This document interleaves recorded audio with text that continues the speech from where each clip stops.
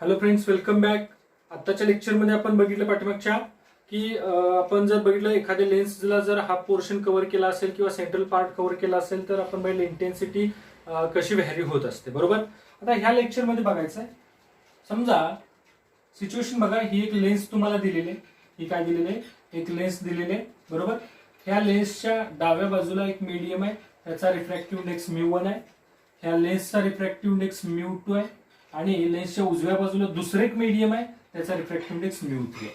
आतापर्यंत आपण काय विचार करत होतो? लेन्स बघत होतो आणि एखाद्या मीडियम मध्ये ठेवली. फॉर एक्झाम्पल या लेन्सचा रिफ्रॅक्टिव्ह इंडेक्स μl आणि ज्या मीडियम मध्ये लेन्स ठेवलेली आहे त्या मीडियमचा रिफ्रॅक्टिव्ह इंडेक्स μm आपण मानत होतो.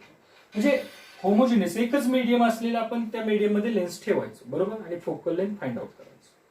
आता काय केलं? लेन्सच्या डाव्या बाजूला एक मीडियम आणि उजव्या बाजूला एक मीडियम आहे. बरोबर. म्हणजे इथून डावीकडे एक मीडियम आहे आणि इथून उजवीकडे एक मीडियम आहे. असं जर असेल तर फोकल लेंथ वरती काय इफेक्ट होतोय का बघायचं आपल्याला. मग आपला पॉइंट काय सांगा? Focal length of lens in two different media. बरोबर. वेगवेगळ्या दोन मीडियम मध्ये जर लेन्स ठेवली असेल तर. बरोबर. लक्षात येते. मग आता ह्या केसमध्ये कसं फाइंड आउट करायचंय फोकल लेंथ आणि व्हॅरी होते का हे चेक करायचं आपल्याला. बघा मी काय सांगतोय. समजा विचार करूया आपल्याला, हा जो आहे हा एवढा पार्ट मी इरेज केला. समजा हा जो पार्ट आहे हा मी झाकला. बरोबर. मग आपल्याला काय दिसतोय? एक स्फेरिकल सरफेस दिसतोय. बघा, स्फेरिकल सरफेस दिसतोय, दोन रिफ्रॅक्टिव्ह इंडेक्स दिसतात. म्हटल्यानंतर आपण कोणता फॉर्म्युला अप्लाय करू शकतो? रिफ्रॅक्शन थ्रू स्फेरिकल सरफेसचा. ओके. म्हणजे इथं एकदा रिफ्रॅक्शन होणार आहे ह्या पॉइंटला. रे ऑफ लाईट असा ह्या मीडियम मधून समजा μ1 मधून μ2 मध्ये जाईल, त्या टायमिंगला एक रिफ्रॅक्शन होणार आणि μ2 मधून परत μ3 मध्ये बाहेर येताना सेकंड रिफ्रॅक्शन होणार. बरोबर. इकडली रेडियस ऑफ कर्वेचर R1 घेतली, इकडली रेडियस ऑफ कर्वेचर R2 घेतली. बरोबर आहे का? बघा. मग आता इथं लिहूया पॉइंट ऍट फर्स्ट रिफ्रॅक्शन. लक्षात येते का? बघा, ऍट फर्स्ट रिफ्रॅक्शन मला सांगा कुठं होणार आहे? रे ऑफ लाईट μ1 मीडियम मधून μ2 ह्या रिफ्रॅक्टिव्ह इंडेक्स असलेल्या मीडियम मध्ये जाताना. ओके. म्हणजे असं होईल ते हा μ2 आणि हा μ1. ओके. आणि असं विचार करूया आपण, काय न सांगा इथं ह्या केसमध्ये रिफ्रॅक्शन थ्रू स्फेरिकल सरफेसचा काय formula? μ2/v minus μ1/u is equal to μ2 minus μ1/r. याच्यात साइन कन्व्हेन्शन अप्लाय करावे लागणार आहेत आपल्याला. μ2 कुणाचा घ्यायचा? ज्या मीडियम मध्ये रिफ्रॅक्टेड रे असेल. म्हणजे समजा हा इन्सिडेंट रे आहे. बरोबर. आणि हा रिफ्रॅक्टेड रे आहे. म्हणजे आता सांगा इथं काय येणार आहे? μ1 इज इक्वल टू μ1च येणार, μ2 इज इक्वल टू μ2च येणार. काय डाऊट नाही. बर. Radius of curvature plus. मग आता काय करूया? फॉर्म्युला वापरूया. μ2/v minus μ1/u is equal to μ2 minus μ1/r. बघा, हा फॉर्म्युला कुठं वापरला मी? At first surface. Refraction at first सरफेसला. बरोबर. आता सेकंड सरफेसचा विचार करा. रे ऑफ लाईट आता काय होणार आहे? μ2 मधून म्हणजे लेन्स मधून तिसऱ्या मीडियम मध्ये जाणार आहे. म्हणजे तिथं सुद्धा रिफ्रॅक्शन होणार आहे ह्या सरफेसच्या इथं. हे सेकंड रिफ्रॅक्शन म्हणजे रिफ्रॅक्शन ऍट सेकंड सरफेस किंवा सेकंड रिफ्रॅक्शन. ओके. सेकंड रिफ्रॅक्शनचा विचार करूया. म्हणजे कसं होणार आहे? हे असं होईल, हा सेकंड सरफेस आहे, हा समजा इन्सिडेंट रे आणि हा समजा असा रिफ्रॅक्टेड रे. बरोबर. हा समजा असं कुठेतरी रिफ्रॅक्टेड रे असणार. हे काय असणार सांगा? μ2 आणि हे μ3. या केसमध्ये मला सांगायचं तुम्ही μ1 काय घेणार? μ1 घेणार ज्या मीडियम मध्ये इन्सिडेंट रे असतो तो. बरोबर. μ1 इज इक्वल टू μ2 घेणार आणि μ2 इज इक्वल टू काय घेणार? μ3. बघा काय होणार आहे. तर मी अगोदर सांगितलं इथं फर्स्ट रिफ्रॅक्शनची इथं जी इमेज फॉर्म होणार आहे ती सेकंड रिफ्रॅक्शन साठी काय म्हणून काम करेल? ऑब्जेक्ट म्हणून काम करेल. इथं लिहून ठेवतो बघा मी काय लिहितो. Image at first refraction will act as object for second refraction. लक्षात. म्हणजे जी इमेज फॉर्म होणार आहे कशा कुठं? फर्स्ट रिफ्रॅक्शनची इथे जी इमेज फॉर्म झालेली आहे ती इमेज सेकंड रिफ्रॅक्शन साठी काय होणार, सेकंड सरफेस साठी काय होणार आहे, ऑब्जेक्ट होणार आहे. काय डाऊट आहे का बघा. हा बघा, μ1 इज इक्वल टू काय झाला, μ2 झाला, μ2 इज इक्वल टू काय झाला रे, μ3 झाला. ओके, आणि रेडियस ऑफ कर्वेचर काय होईल ते R2 होईल. आता मी अगोदरच सांगितलं बघा तुम्हाला, फर्स्ट रिफ्रॅक्शनच्या वेळी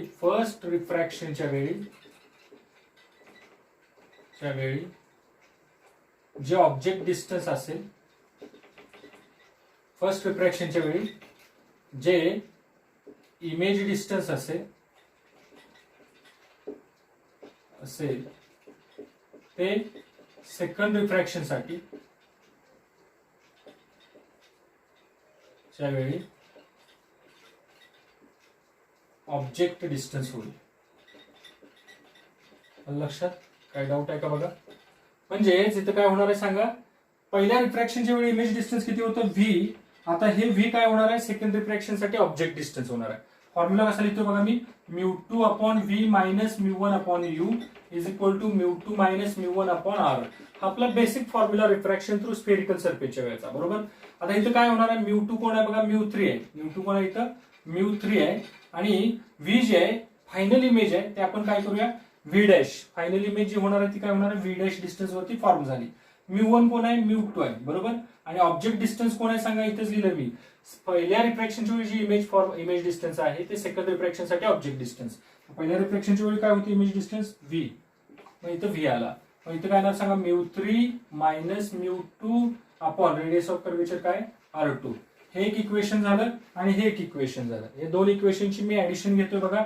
एलएचएस मध्ये एलएचएस ऍड करतो, μ2 upon v minus μ1 upon u plus μ3 upon v dash minus μ2 upon v is equal to काय येतोय बघा, μ3 minus μ2 upon R2 plus μ2 minus μ1 upon R1. Okay, इथं काय होता, R1 होता. समजतंय.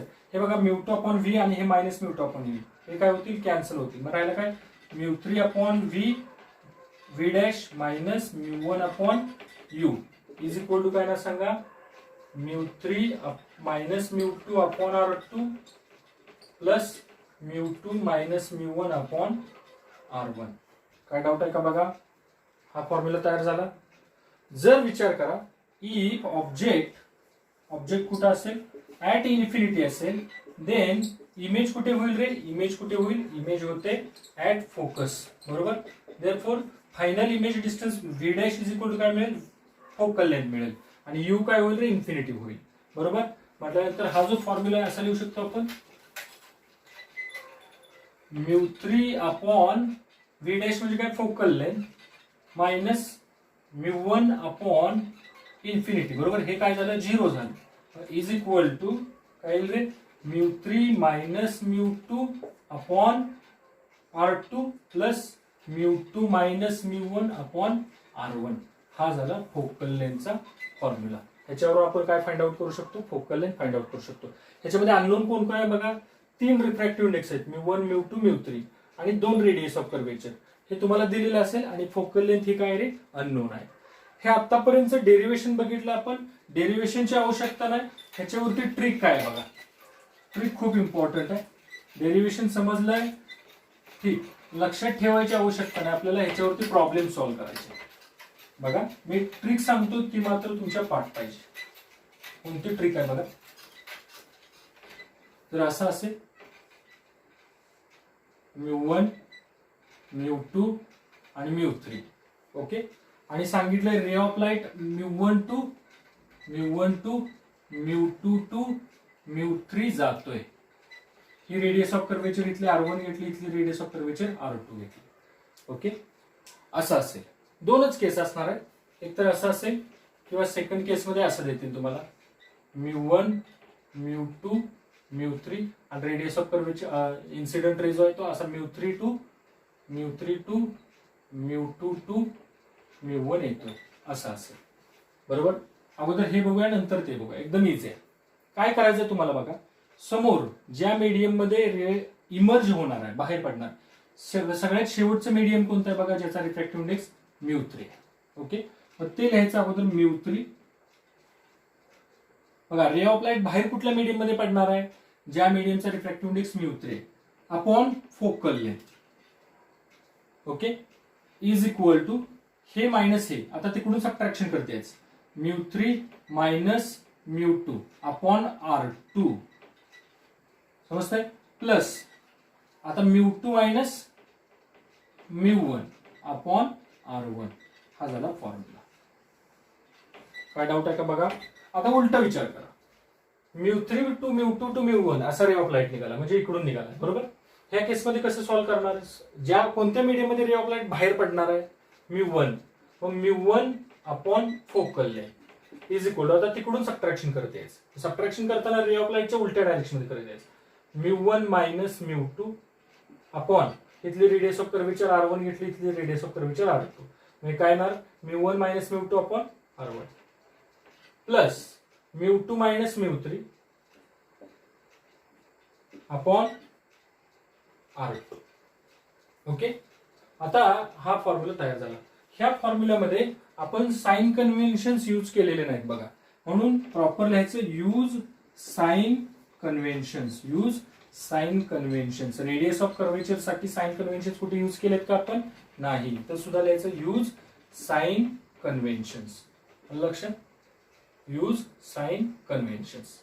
समजलं काय करायचं आहे, ज्या मीडियम मध्ये रे ऑफ लाईट बाहेर पडणार आहे त्या मीडियमचा refractive index upon focal length is equal to त्या मीडियमचा मायनस त्याच्या अगोदरच्या मीडियमचा रिफ्रॅक्टिव्ह इंडेक्स अपॉन दोघांच्या मधले रेडियस ऑफ कर्वेचर, पुढे त्याच्यानंतर त्या मीडियमचा मायनस त्याच्या अगोदरचा मीडियमचा रिफ्रॅक्टिव्ह इंडेक्स अपॉन दोघांच्या मधले रेडियस ऑफ कर्वेचर. ओके, काय डाऊट आहे, ठीक आहे. ह्याच्यावरती आपण प्रॉब्लेम सॉल्व्ह करायचा आहे. साइन कन्व्हेन्शन्स वापरायला विसरू नका प्रॉब्लेम सॉल्व्ह करत असताना.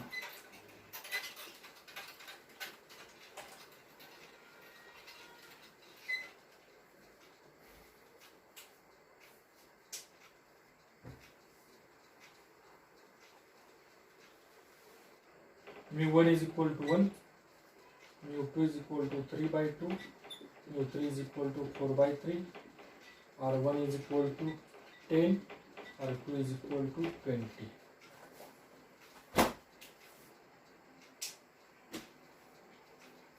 ठीक आहे फ्रेंड्स, आताच्या बघितलेल्या कन्सेप्ट वरती प्रॉब्लेम सॉल्व्ह करायचा आहे. तुम्हाला काय दिले बघा, एक लेन्स दिलेले, लेन्सच्या लेफ्ट साइडला एअर मीडियम आहे, लेन्सच्या राईट साइडला वॉटर मीडियम आहे, वॉटर, ओके, ठीक आहे. एअरचा रिफ्रॅक्टिव्ह इंडेक्स दिला μ1 is equal to 1, μ2 is equal to काय दिला 3/2 आणि μ3 इज इक्वल टू 4/3 दिलाय. ही रेडियस ऑफ कर्वेचर 10 आहे आणि ती रेडियस ऑफ कर्वेचर 20 आहे. तर तुम्हाला फाइंड आउट करायचे फोकल लेंथ. काय फाइंड आउट करायचे, फोकल लेंथ. दोन केसमध्ये, एक रे ऑफ लाईट जो आहे तो एअर टू वॉटर जात असेल तर, एअर टू वॉटर जात असेल तर, आणि दुसरा ray of light water to air जात असेल तर. ओके, आता एक नंबरला विचार करूया आपण, ray of light air to water जात असताना, एअर टू वॉटर जात असताना. ओके, मग कसं लिहिणार सांगा बघा. एअर टू वॉटर म्हणजे रे ऑफ लाईट बाहेर कुठे पडणार आहे, वॉटर मध्ये बाहेर पडणार, म्हटल्यानंतर त्याचा refractive index μ3 upon focal length is equal to, बर, μ3 मायनस त्याच्या अगोदरचं मीडियम कोणतं, μ2 अपॉन दोघांच्या मध्ये radius of curvature R2 plus μ2 त्याच्या अगोदरचं μ1 अपॉन दोघांच्या मध्ये radius of curvature R1. Okay, ठीक आहे. आता व्हॅल्यू टाकायची. μ3 किती आहे बघा, μ3 आहे 4/3, 4 upon 3f is equal to 4/3 minus μ2 किती आहे बघा, μ2 आहे 3/2, 3/2 upon radius of curvature R2 म्हणजे रे ऑफ लाईट कसा जातोय बघा, असा जातोय रे ऑफ लाईट, बरोबर. Air to glass to water असा रे ऑफ लाईट निघालाय, एअर टू वॉटर निघालाय.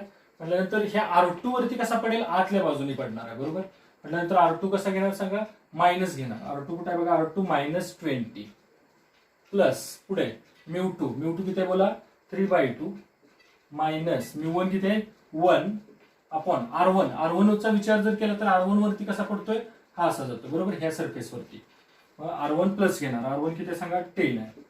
आता हे सिम्प्लिफाय करायचं आहे, 4/3f इज इक्वल टू काय ना सांगा, हे क्रॉस मल्टिप्लिकेशन केलं, 4 2 6 minus 3 3 9, okay, sorry 4 2 8 minus 3 3 9 upon किती येणार सांगा 3 2 6 6 इंटू -20 प्लस इथे किती येणार सांगा 3 -2 अपॉन 2 इंटू 10 समजते का बघा 4 अपॉन 3 क्रॉस मल्टिप्लिकेशन केले तर मी 8 -9 -1 upon 6 into 20 -120 plus 3 -2 1 upon 2 into 10 20 4 upon 3f is equal to हे मायनस मायनस कॅन्सल झाला किती येणार सांगा 1 अपॉन 120 प्लस 1 अपॉन 20 या दोघांची ऍडिशन करण्यासाठी काय करूया डिनॉमिनेटर सेम करूया 1 अपॉन 120 प्लस इथं काय करतो खालीवर 6 ने मल्टिप्लाय केला 6 अपॉन 120 चालेल ठीक आहे आता इथं काय ना सांगा 4 upon 3f is equal to 6 plus 1 7 upon 120 काय डाऊट आहे का बघा 7 अपॉन 120 आता हे 3 ने ह्या 120 ला भागलो मी किती येणार सांगा 3 इंटू 40 आला बरोबर 3 ने ह्या 120 ला भागलो बरोबर किती येणार सांगा 7 अपॉन 40 इज इक्वल टू किती आला 4 अपॉन एफ बरोबर मग आता ह्याचं जर एफ कॅल्क्युलेट करायचं म्हटलं एफ बरोबर मग हा 40 इंटू 4 किती येणार सांगा 160 आणि हा 7 डिवाइड इज इक्वल टू हा एफ पलीकडे गेला एफ इज इक्वल टू काय मिळालं सांगा 160 अपॉन 7 जर हे सगळं कशामध्ये दिलं असेल रेडियस ऑफ कर्वेचर सेंटीमीटर मध्ये दिले असेल तर हे फोकल लेंथ सुद्धा कशामध्ये येईल सेंटीमीटर मध्ये येईल लक्षात येते काय केलं मी 40 क्रॉस मल्टिप्लिकेशन केलं 40 इंटू 4 160 आणि हा 7 इकडे गेला 7 आणि हा फोकल लेंथ पलीकडे गेली समजलं आता पुढे काय सांगितलं रे ऑफ लाईट कशामधून गेला वॉटर टू एअर मध्ये गेलेला आहे म्हणजे आता रे ऑफ लाईट उलटा जाणार आहे लक्षात घ्या रे ऑफ लाईट असा जाणार आहे वॉटर मधून एअरकडे जाणार आहे तर फोकल लेंथ फाइंड आउट करायची आहे सर फोकल लेंथ अशी चेंज होते का एखाद्या मीडियम मधून दुसऱ्या मीडियम मध्ये जाताना मीडियम जर चेंज झालं तर ऑब्व्हियसली मी अगोदर सांगितलं तुम्हाला फोकल लेंथ ही कशावरती डिपेंड आहे मीडियम वरती डिपेंड आहे मग आता वॉटर टू एअर निघाला मग रे ऑफ लाईट बाहेर कशात पडणार आहे एअर मध्ये एअरचा रिफ्रॅक्टिव्ह इंडेक्स काय μ1 अपॉन त्याची फोकल लेंथ लेन्सची इज इक्वल टू आता तिकडून सबट्रॅक्शन करायचं μ1 मायनस μ2 बरोबर रेच्या अपोजिट डायरेक्शन मध्ये μ1 मायनस μ2 अपॉन काय येणार r1 plus μ2 minus μ3 upon r2 okay आता व्हॅल्यू टाकायची μ1 किती 1 upon focal length is equal to μ1 1 minus μ2 किती सांगा 3/2 अपॉन r1 कसं घेणार आहे बघा रे ऑफ लाईट असा निघाला बरोबर म्हटल्यानंतर r1 कसे येणार निगेटिव्ह आतल्या बाजूने जाणार r1 इज इक्वल टू -10 येणार आहे ओके प्लस इथं μ2 3/2 मायनस μ3 किती आहे बोला μ3 आहे 4/3 अपॉन r2 कसा घेणार बघा r2 असा रे ऑफ लाईट निघालाय r2 वरती जाणार आहे म्हटल्यानंतर असा जाऊन पडेल r2 कसा येणार प्लस येणार r2 प्लस 20 ओके मग 1 upon f is equal to किती येईल रे 2 -3 अपॉन 2 इंटू -10 क्रॉस मल्टिप्लिकेशन केलं प्लस पलीकडे काय सांगा 3 3 जार 9 मायनस 2 8 2 4 जार 8 अपॉन 3 2 जार 6 6 इंटू 20 ओके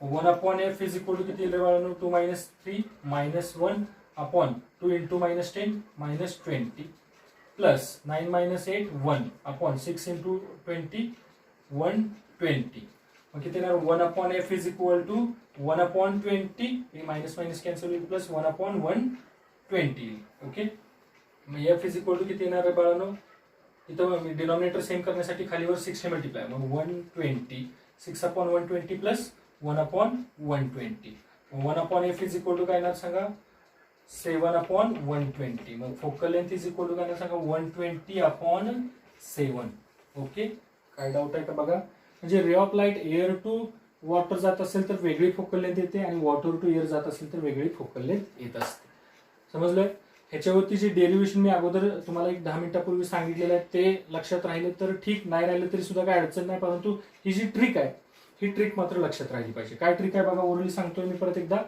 ज्या मीडियम मध्ये रे ऑफ लाईट बाहेर पडणार आहे त्या मीडियमचा refractive index upon focal length बरोबर आणि उलट सबट्रॅक्शन करतेच μ3 मायनस μ2 अपॉन त्या दोघांच्या मध्ये radius of curvature plus μ2 minus μ1 upon त्या दोघांच्या मध्ये रेडियस ऑफ कर्वेचर ठीक आहे काय डाऊट आहे का बघा याच्यावरती डिपेंड असणारे प्रॉब्लेम्स तुम्ही घरी सॉल्व्ह करायचे डीपीपी मधले प्रॉब्लेम्स सॉल्व्ह करायचे काय डाऊट असेल तर मला तसं कमेंट बॉक्समध्ये कळवायचं ठीक आहे थँक्यू